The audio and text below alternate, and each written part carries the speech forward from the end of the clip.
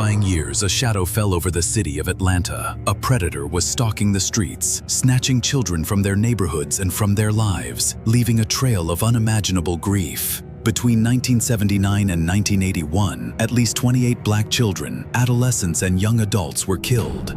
Their bodies were discovered in the woods, rivers, and alleyways of a city paralyzed by fear. The city was desperate, the police were overwhelmed, and the nation watched, horrified, as the list of the dead just kept growing. This is the story of the Atlanta child murders, a case that demanded a new kind of investigator, a pioneer in the FBI's behavioral science unit named John Douglas. And it's the story of the controversial, revolutionary profile he created, a profile that seemed to crack the case, but left a legacy of doubt that haunts him to this very day. I've looked into the eyes of monsters. I've sat across from them, listened to their secrets, and mapped the darkest corners of the human soul. But the monster in Atlanta, that was different. That case, it still wakes me up at night.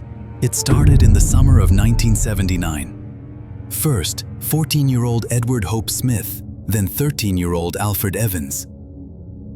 Their bodies were found together in a wooded lot. At first, police didn't connect the dots, treating them as isolated tragedies. But the disappearances didn't stop. Milton Harvey, 14, vanished. Then, 9-year-old Yusuf Bell was found slain in an abandoned elementary school. With each new victim, the city's anxiety boiled over into full-blown panic. Parents kept their children locked indoors. Neighborhood watch groups, armed with baseball bats, started patrolling their own streets. The victims were almost all black, almost all boys, and mostly from low-income neighborhoods. The community felt under siege, and a deep mistrust of law enforcement started to surface. The pressure was immense. Here was a city that called itself the New South capital, a beacon of progress, now facing a crisis that threatened to tear it apart along racial and social lines. The local police, despite their best efforts, were getting nowhere. The killer was a ghost, leaving few clues and a growing number of victims. Atlanta needed help. So, they made the call to the FBI. Enter John Douglas. Back in the early 1980s, criminal profiling was a young, often disrespected science. Many old-school cops saw it as little more than a psychic parlor trick. But Douglas and his partner at the behavioral science unit, Robert Ressler, were honing a new weapon. They were sitting down with America's most violent serial killers, men like Charles Manson and Ed Kemper, to understand not just what they did, but why they did it. They believed that by understanding the twisted logic behind a killer's actions, they could start to predict who he was. When Douglas got to Atlanta, he was met with a wall of skepticism.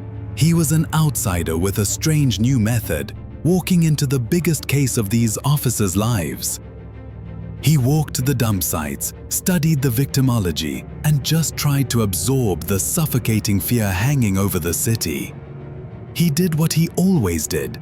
He tried to become the predator. And the conclusion he came to sent a shockwave through the entire investigation. Everyone just assumed the killer was a white man, likely a racist from the KKK. But Douglas saw something else. He saw a killer who could move through black neighborhoods without setting off alarm bells, someone who could gain a child's trust. A white man, Douglas argued, would have stuck out like a sore thumb. He couldn't have operated so freely, so many times, without someone noticing.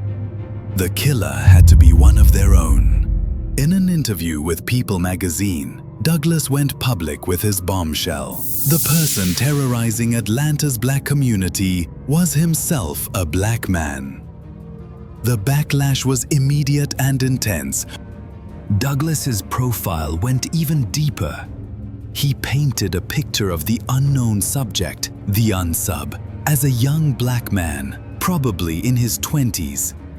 He'd be intelligent and articulate, but feel like a failure in his own life, a chronic underachiever. This was someone who killed to finally feel powerful and important. Douglas predicted he'd be a police buff, maybe even driving a former police car and owning a German Shepherd. And crucially, he'd be obsessed with the media coverage, following every twist of the investigation that he was secretly controlling. Then, the killer changed his playbook. After details about rare carpet fibers found on several victims were leaked to the press, the bodies stopped turning up in the woods. The killer started dumping them in the Chattahoochee River, probably thinking the water would wash away the evidence. For Douglas, this was a clear signal the killer was adapting. It led to his most critical suggestion: stake out the bridges, watch the water. In the pre-dawn hours of May 22, 1981, a surveillance team on a bridge heard a loud splash. Seconds later, a station wagon drove off the bridge. They pulled the driver over. His name was Wayne Williams. He was a 23-year-old freelance photographer and music promoter. He was black, he was intelligent, and in his home and car, investigators found greenish-yellow carpet fibers and dog hairs that matched the ones found on many of the victims. Wayne Williams fit John Douglas's profile perfectly. The story of the Atlanta child murders is a complex web of evidence, doubt, and decades of unanswered questions. What do you think? Did the profiler nail it, or are there still secrets buried in this case? Let me know your thoughts in the comments below. And if you find these investigations compelling, make sure to subscribe and turn on notifications for more deep dives into the cases that shaped criminal history.